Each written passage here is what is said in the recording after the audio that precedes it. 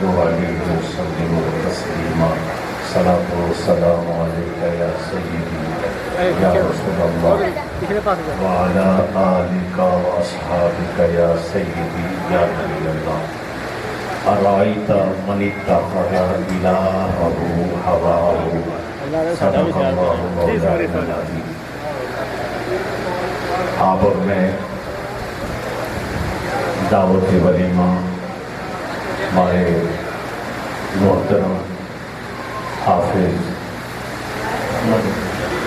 علی رضا اور سیفی صاحب اور ان کے بھائی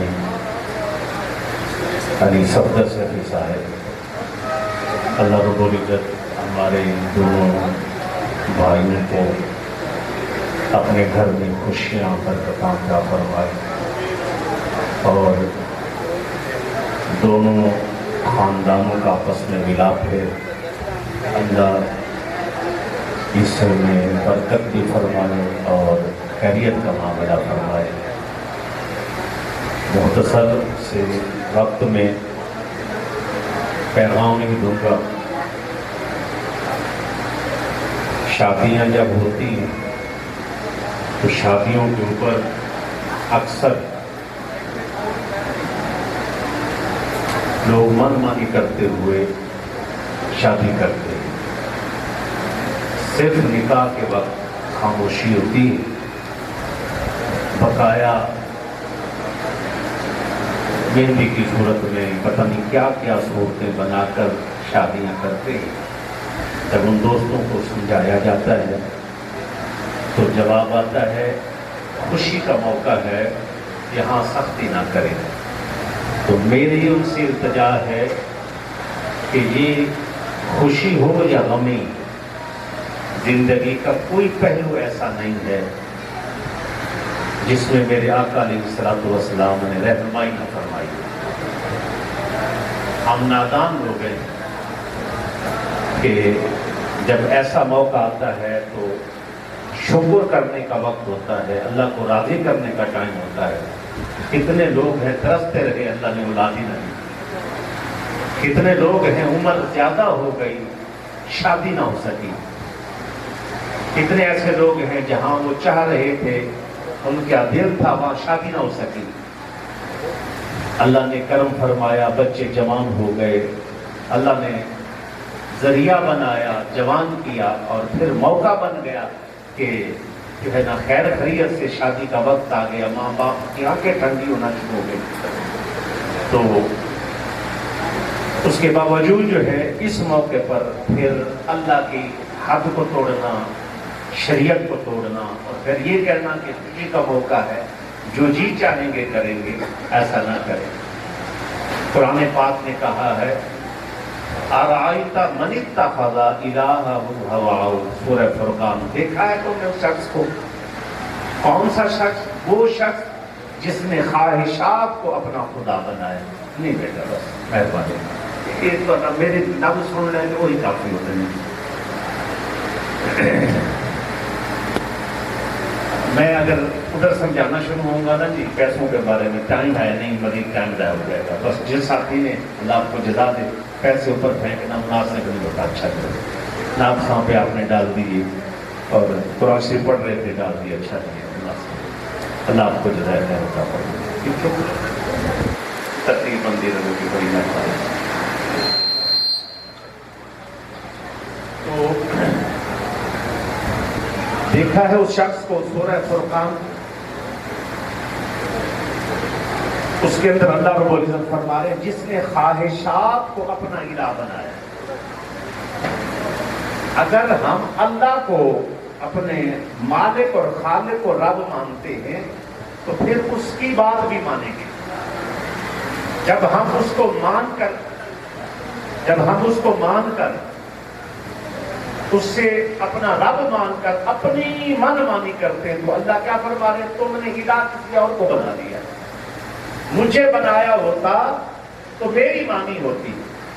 خواہش کی مانی ہے تو تو خواہش کا پیروکار ہے، تو خواہش کا پجاری ہے، میری پرستش میری عبادت کرنے والا نہیں۔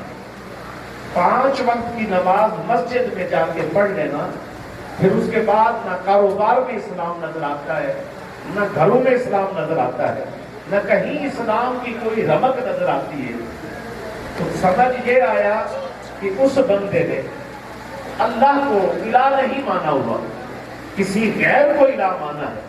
قیامت والے دن بتوں کے ساتھ ایسے شخص اٹھائے جائیں گے جو خواہشات کی پیروی میں وقت گزار گئے. عہدے، رشوتیں، نوکریوں کی خاطر، اس کے باوجود جو ہے شادی بیاہ پر کتنے ایسے رسوم و رواج ہیں. مہندی کے اوپر 40 دن مہندیاں چلتی ہیں. 2 کروڑ روپے ایک شادی اسلام آباد میں ہوئی ہے، 2 ارب روپے ایک پیر نے شادی پہ لگا دی. غریبوں کی بچیاں ایسے بیٹھی ہیں جن کی شادی نہیں ہو رہی. غریبوں کی بچیاں ایسی بیٹھی ہیں جن کے رشتہ نہیں ہو رہے اس وجہ سے کہ وہ رخصت نہیں کر سکتے، اور 2 ارب روپے بیٹے کی شادی پر لگا کے دنیا کو کیا پیغام دے رہے. میرے آقا علیہ الصلوۃ والسلام نے سادگی اختیار فرمائی، اس میں برکت ہے. اگر آپ ولیمے کی صورت میں دیکھیں کتنا بہترین ہو گیا. کسی نے ڈھول بجائے، کسی نے باجے بجائے، کسی نے کنجر نچوائے، اور کسی نے قرآن پڑھایا، کسی نے نعت پڑھائی، کسی نے دیندار لوگ بلائے، آپ جیسے بھائی بلائے، بلا کر بٹھائے اور بٹھا کر تکلیف دی. آپ کو، ہمیں تکلیف دی، آج ہی ہماری خوشیوں میں شامل ہو جائے. تو قدم قدم آنا ثواب، واپس جانا ثواب، مل بیٹھنا ثواب، یہ ساری برکتیں. جس وقت شادی بیاہ پر اس قدر جو ہے نا مرد و زن کا اختلاط ہوتا ہے، بیٹیاں، مائیں، بہنیں، بچیاں، مرد ایک دوسرے سے جو ہے نا مکس گیدرنگ ہو جاتی ہے.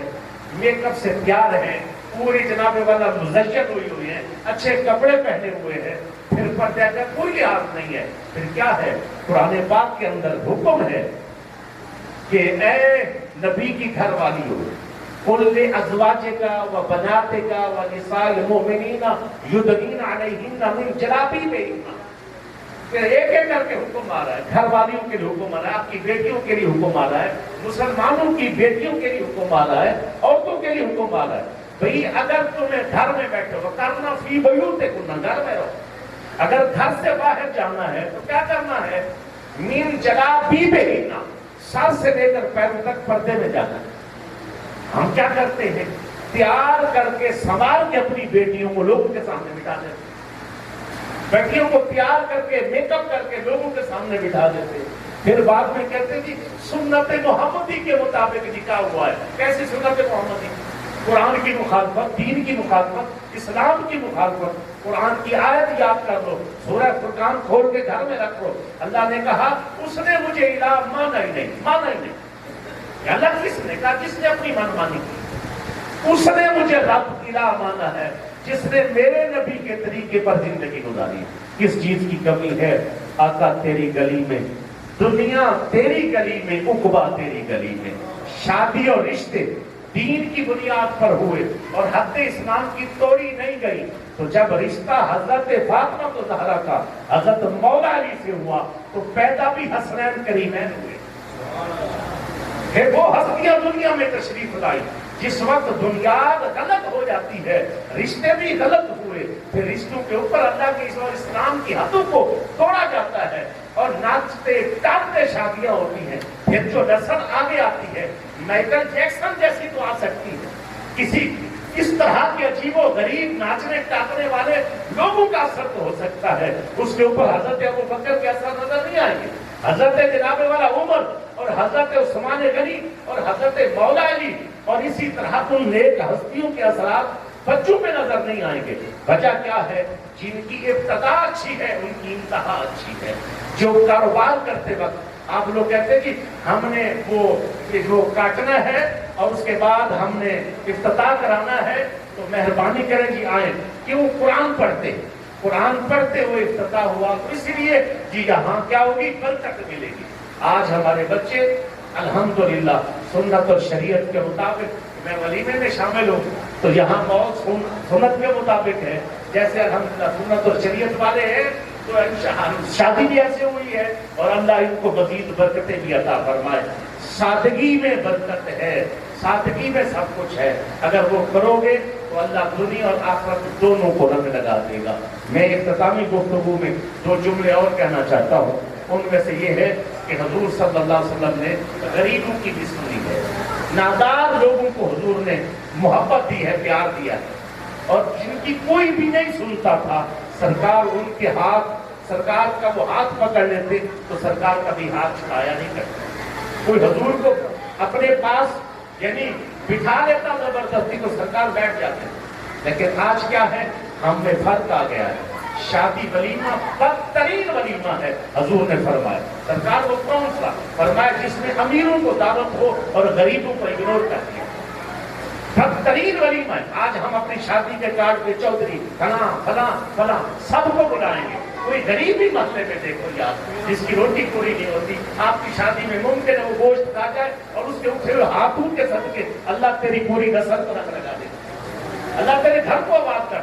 آج 500 بندے ولیمے پر بلائے جاتے، ہر قسم کا چودھری، ہر قسم کا زمیندار، ہر قسم کے بڑے سے بڑے بندہ، کسی غریب مسکین کو نہیں بلایا جاتا. کیوں؟ کہ جی وہ آئیں گے ان کے کپڑے اچھے نہیں ہوں گے، ہمارا سٹینڈرڈ ہے، اسٹیٹس ہے تو اس سے ہم ڈاؤن رہیں گے تو مناسب نہیں ہے. اب آئیے حضور صلی اللہ علیہ وسلم اس طرح کوئی ہاتھ پکڑتا، کوئی آپ سے کوئی بات کرتا تو سرکار اس کی بات سنتے بھی تھے. پھر برکت کیا ہوئی؟ دین پھیلا، اسلام پھیلا اور خیر کی برکتیں ہوئی. ایک بڑھیا نے سرکار کا ہاتھ پکڑ لیا، پکڑا تو چھوڑے نا. آپ صلی اللہ علیہ وسلم کے پاس صحابہ آئے، کہنے لگے یا رسول اللہ دیوانی ہے، پاگل ہے، سونے ہو اس کی تو پورے مدینہ میں سنتا ہی کوئی نہیں ہے اور یہ آپ کا ہاتھ پکڑ کے کھڑی ہے، اتنی دیر ہو گئی ہے. تو آپ صلی اللہ علیہ وسلم فرمایا اس کی کوئی نہیں سنتا. کہا کوئی بھی، کہا کوئی بھی نہ سنے، محمد بھی نہ سنے صلی اللہ علیہ وسلم. ہمارے آقا تو ایسے ہیں کہ کوئی بوڑھیا بھی دیوانی جس کا دماغ یا دماغ یعنی مینٹل کیس ہو وہ بھی ہاتھ پکڑے تو سرکار بات سنے. آج ہماری حالت یہ ہے ہم نے طبقات بنا لیے ہیں، اس طبقے کی وجہ سے ہم ایک دوسرے سے بہت دور ہو گئے. سرکار صلی اللہ علیہ وسلم نے ہمیں ایک پیغام دیا ہے جس کے ساتھ مسلمان لگتا ہے انما المؤمنون اخوہ، وہ تیرا بھائی ہے، وہ تیرا بھائی ہے. بھائی کو اصلاح کی بات بھی کر، بھائی کو وقت بھی دے، پیار بھی کر، محبت بھی کر. آج دیکھو ٹائم نہیں ہے تو ٹائم نہ ہونے کی وجہ سے میں نے بڑی چوڑی پیچھے والی تفسیر پیش نہیں کی. میں نے ٹو دا پوائنٹ آیا. ہمارے علماء کو مائک دے دے یا تقریر پہ جب وہ حضرات بیٹھتے ہیں آدھا گھنٹہ شیخ الحدیث ہی نہیں جاتی. علماء اتنی سخت اور گہری گفتگو کرتے بندے کو سمجھ نہیں آتا. حضور صلی اللہ علیہ وسلم اگلے بندے کی عقل کے مطابق گفتگو کرتے، اگلے بندے کو آپ کی ایک ایک جملہ آپ مبارک کا دہراتے اور ایسے موتیوں کی طرح بکھرا ہوا. یہ حضور کا طریقہ ہے. اور آج جو ہے وہ جیسے ایک بندے کو عالم فاضل ہوئے تو جا رہے تھے، جاتے ہوئے رستے میں ایک ریڑھی تھی تو ریڑھی پر کھڑے ہو کے کہتے بھئی یہ بازا نان بیچتے ہو یا آدھا دن بیچتے ہو؟ تو ریڑھی والا بندہ اس نے کہا میں گول گپے بیچتا ہوں. کہ بازا نان اور آدھا دن مجھے کیا پتا ہے؟ اس کا مطلب یہ ہے بازا نان یعنی تول کے بیچتے ہو، آدھا دن یعنی تم لوگ وہ درجن درجن بیچتے ہو. کیسے؟ سیدھی بات تھی بھائی تم تول کے بیچتا ہے یا تو مثال کے طور پہ گن کے دیتا ہے. اب اس کو اپنا علم جھاڑا جا رہا ہے، علم بتایا جا رہا ہے، علم ایسے. تو جب طبقات ہو جاتے ہیں اور اس طرح درجہ بندی ہو جاتی ہے پھر اس وقت دین کا کام نہیں ہوتا، دین پھیلتا نہیں ہے، اسلام آگے بڑھتا نہیں. میں تو حاضر نہیں، میں تو بیٹھے تھی کام کے لیے، آپ نے خود ہی فرمایا میرا وہ رومال دے تو نہیں ٹھیک ہے میرا رومال وعلی آلہ وصحبہ وسلم. اب وہ شیخ الحدیثی ہے نا جی، پڑھ کے عالم فاضل ہے، گہرے فکرے بولوں تاکہ پتہ لگے عالم. آدھا دن بیچتے یا بازا نان بیچتے؟ تو اس نے کہا جی میں گول گپے بیچتا. اب اس کو سیدھے لفظوں میں بات کر، لیکن کیا ہے عالم فاضل جو ہے اسی لیے پتہ چلے میں پڑھا لکھا ہوں. یہ جو درجہ بندی ہے اسی نے تباہ کیا ہے. علماء کی محفل میں ناراض نہیں ہونا. ایک بیچارہ جس کی داڑھی نہیں ہے، جو بندہ دنیا دار ہے، دنیا میں مصروف ہے، علماء کی محفل میں وہ آ جائے سارے اگلی کرتے تھے یہ فاسق آ گیا، یہ فاجر آ گیا، یہ فلاں آ گیا. سرکار کی مجلس میں تو عیسائی بھی آتے تھے، سرکار ان کو خیمے لگوا کے دیتے تھے، بیٹھو اب ایک ایک صحابی کی ڈیوٹی لگاتے، نزدیک جا کے بیٹھ کے ان کو قرآن سناؤ، ان کو اپنا کردار دکھاؤ۔ صحابہ سودا بیچتے بیچتے، کاروبار کرتے ہوئے بھی دین پھیلا آتے تھے۔ آج ہم مسجد سے بھی دین نہیں پھیلا سکتے۔ وجہ کیا ہے؟ ہم حضور کے اخلاق سے دور ہو گئے۔ وجہ کیا ہے؟ ہم سے یہ چیزیں دور ہو گئی، اس لیے ہمیں سمجھ نہیں آ رہی۔ اور اگر آج صرف اگلا حصہ اس کا یہ ہے کہ یہ علماء کا بھی یہی طریقہ ہے، اگر کوئی ایک عالم فاضل بندہ دستار اور داڑھی والا کہیں دنیا داروں کی محفل میں پھنس جائے نا، تو وہ بھی اشارے کر کر کے برا حل کر دیتے ہیں۔ دونوں طرف جدائیاں ہیں۔ وہ گاڑی پہ جاتے ہوئے میں لاہور جا رہا ہوں، بٹ صاحب ساتھ تھے، یہ ساتھی ساتھ ہیں، کسی محفل پر جا رہے ہیں۔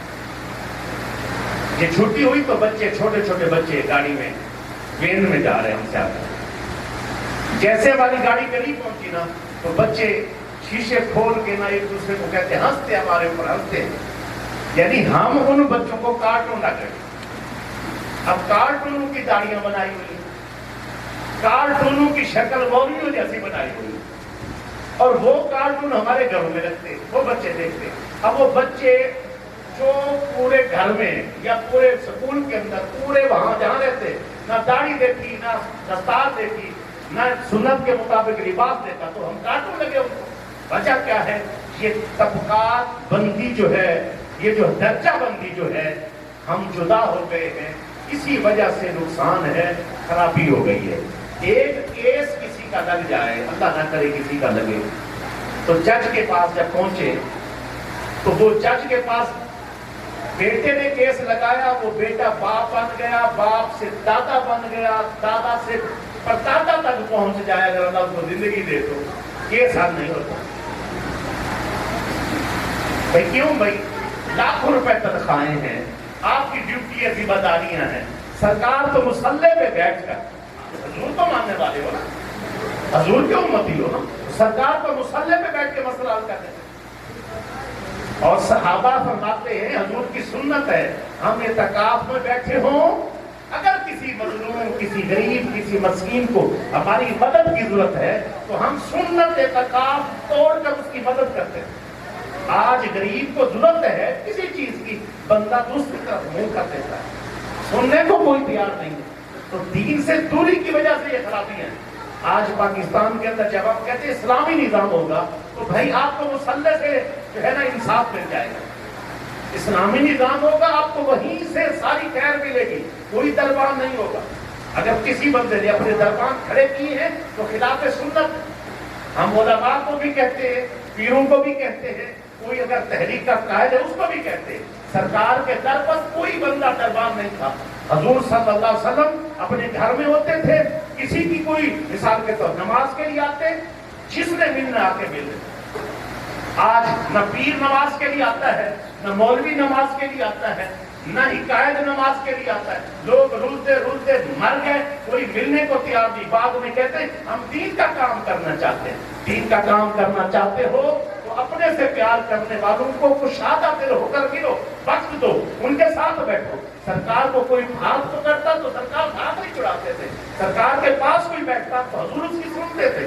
حتیٰ کہ کوئی غریب مسکین نادار پتہ چلتا تو سرکار صلی اللہ علیہ وسلم اس کی مجبوری اور اس کی تکلیف کو دور کرنے کے لیے پہنچ جاتے۔ آج ہمارے دل سخت ہے، ہم چاہتے ہیں دین کا کام ہو۔ اگر ہمارے یہ بھائی سارے دیندار ہیں اور جتنے بھی تشریف فرما ہے، سارے اللہ اور اللہ کے رسول کے ماننے والے ہیں، سارے دین کے اوپر چلنے والے ہیں، میں یہ کہوں گا کہ اعتکاف سے بڑھ کر نیکی ہے، یہ کیا جائے۔ ہم نے جو قانون بنایا اسی پہ آ جاتے ہیں۔ کیس لگا، دادا پردادا بن کے حال نہیں ہوا۔ ایک اماں جی کا بھی کیس لگا، بوڑھی اماں جی کا کیس لگا، تو جب کیس لگا تو جج کو کہا، اماں جی کہہ رہی میرا یہ مسئلہ ہے، یہ مسئلہ ہے، یہ مسئلہ۔ تو جج نے کہا اماں جی آپ کی بات مجھے سمجھ نہیں آ رہی، آپ کیا کہہ رہے ہیں؟ تو اس وقت جو ہے آپ ایک وکیل کر لیں تاکہ میں آپ کی بات سمجھ سکوں۔